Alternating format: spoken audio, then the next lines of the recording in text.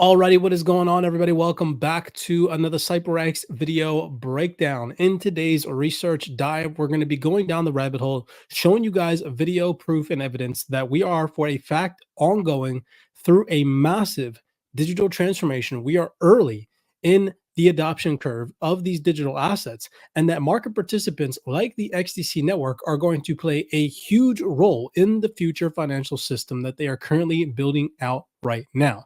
So if you all enjoy deep dives like this, do me a favor, smash that thumbs up button and subscribe as we go through the video material and the fundamentals. Share these video breakdowns with a friend or family member or a fellow XDC holder. And if you're new to the XDC network, then I highly consider you guys do your research on the digital asset XDC and what the XDC network has been doing over the past consecutive couple of years to transform trade finance. So we're going to set the tone here with the CFTC commissioner going on to confirm. Just 11 days ago, this video has 72 views, people. That's how we know that we are early in this space, and nobody, I mean, this is insane that nobody's paying attention to this type of information. Listen to what she says here. This is going to set the tone for the remainder of this video breakdown, where I'm going to show you guys that XDC is sitting in on closed door meetings where they're discussing and talking about the future of the digitalization of trade finance, the global financial system, and the restructuring via this digital transformation of pretty much everything that we know today, right? So listen to what the CFTC commissioner says here. Can you just give us a sense of where are we with that? And you've mentioned AI a couple of times now. We've mentioned it this morning multiple times. It's not just about one tech. It's multiple emerging technologies and then multiple jurisdictions.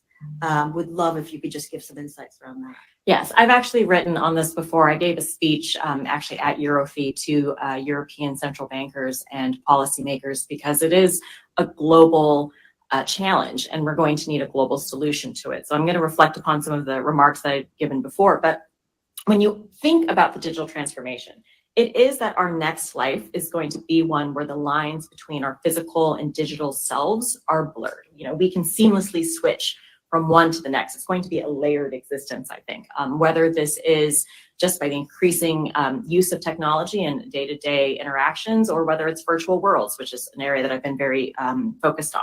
So it's going to create a new dimension for society and for community.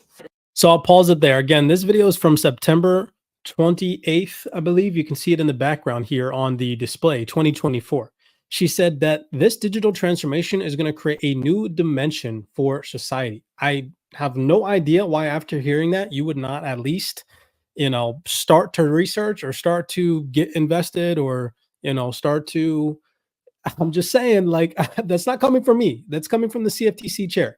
I'm just here as a messenger to try to get people to see that this is the type of information that is not going to be displayed to you on the mainstream media outlets. You need to take the time to do your research on what's happening behind the scenes. And hopefully you guys are following us here at CYPRX, because we've committed all of our time and effort into doing this research for you guys. So you can just tap into these videos on your ride home from work or your way to work, or while you're chilling with your family or your friends, and you can accumulate and digest this information in an easily understandable way.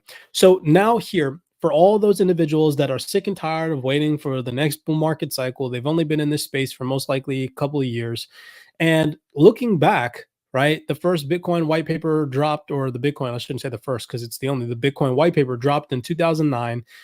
Looking back, we have confirmation from prior regulators saying that this space is still in its early nascent stage. So this gentleman, talking to this reputable individual who was an ex-regulator, he says that this space is not young, and she corrects him and says, actually, it is.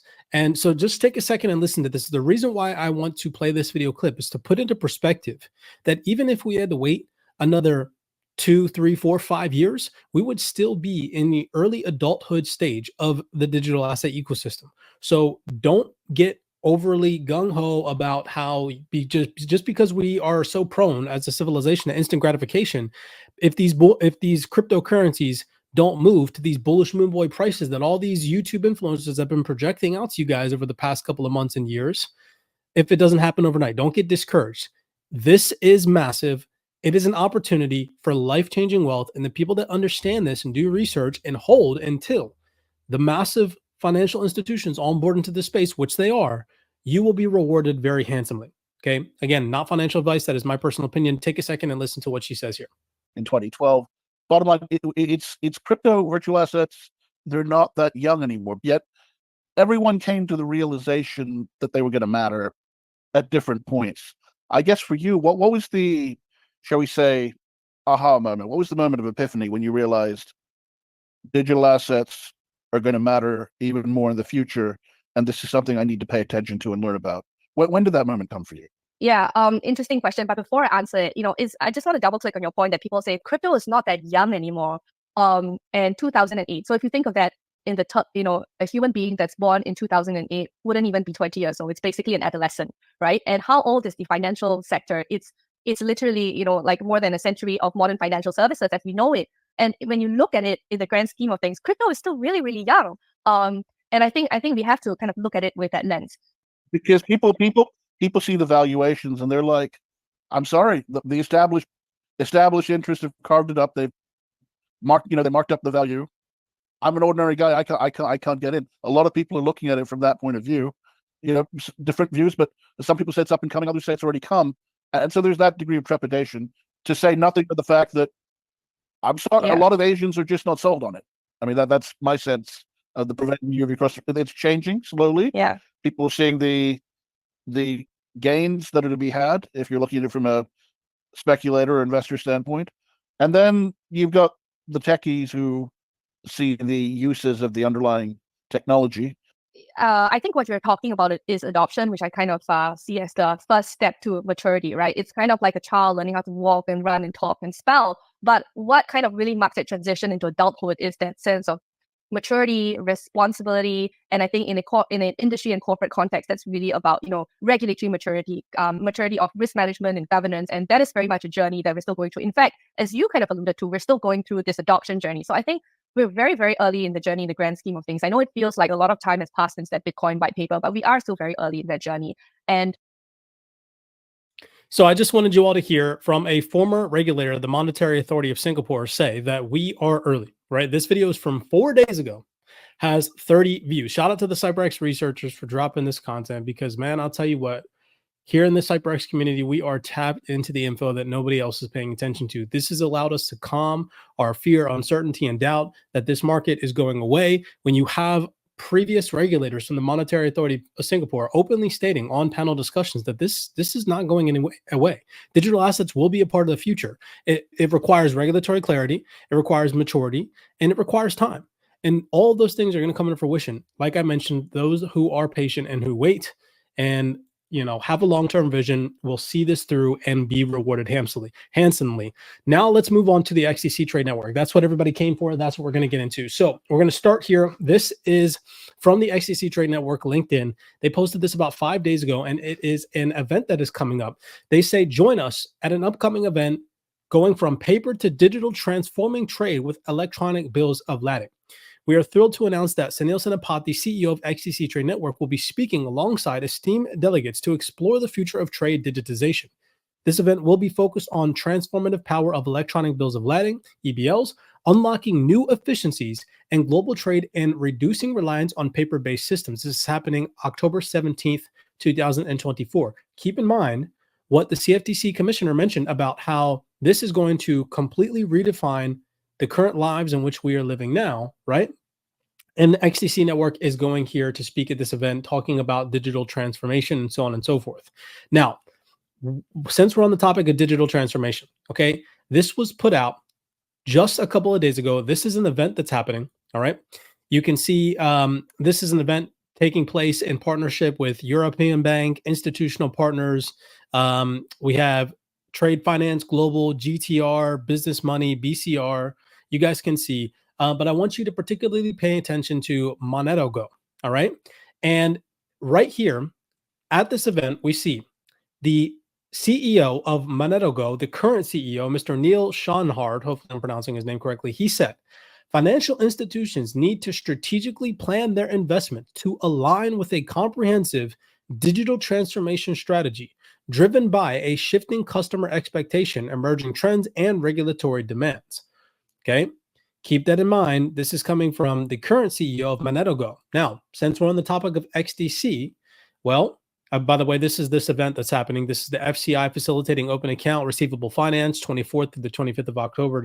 I think I skipped over that, but this is the event that this is happening and where this gentleman mentioned. But if we look at Sunil Senapati, the CEO of the XDC network, blockchain company Zinfin XDC Network has hired Sunil Senapati as its chief operating officer for trade and payments. Senapati joins XDC from MonetoGo, where he served for just over a year as head of business development for Asia Pacific. The reason why I'm showing you this is because the current CEO of MonetoGo is saying financial institutions need to strategically plan their investments to align with comprehensive digital transformation. Okay. And what I'm showing you guys right now in today's video breakdown is that XDC is at the forefront of this digital transformation. Let me show you guys what I'm talking about. This was posted 3 days ago from the CEO and co-founder at DTG USA. And we can see here, this is a closed door meeting. Look at this. Okay. Closed door meeting.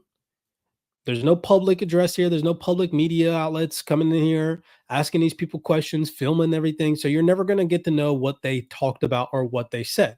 But they give us some insights here because we can see and read they had an insightful experience attending the Digital Trade Industry Engagement session hosted by the Income Media Development Authority, or the IMDA, and the U.S. Chamber of Commerce. It was exciting to see how initiatives like Trade Trust are leading the charge toward more secure and efficient global trade through digitalization. A special thanks to Abel Torres for facilitating such forward-thinking conversations.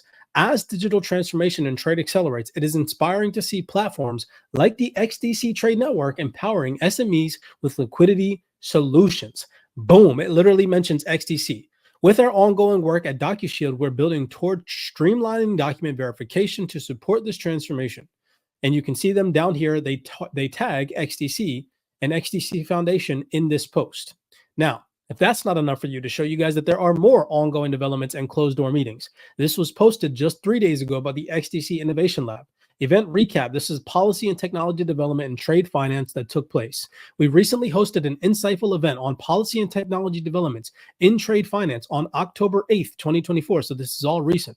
In XDC Innovation Lab, the discussions explored the crucial intersection between technology innovations and evolving regulatory frameworks shaping the future of global trade finance. Just to watch this real quick, I'm not going to play the audio, but you can see them having a closed door meeting discussing and talking about this.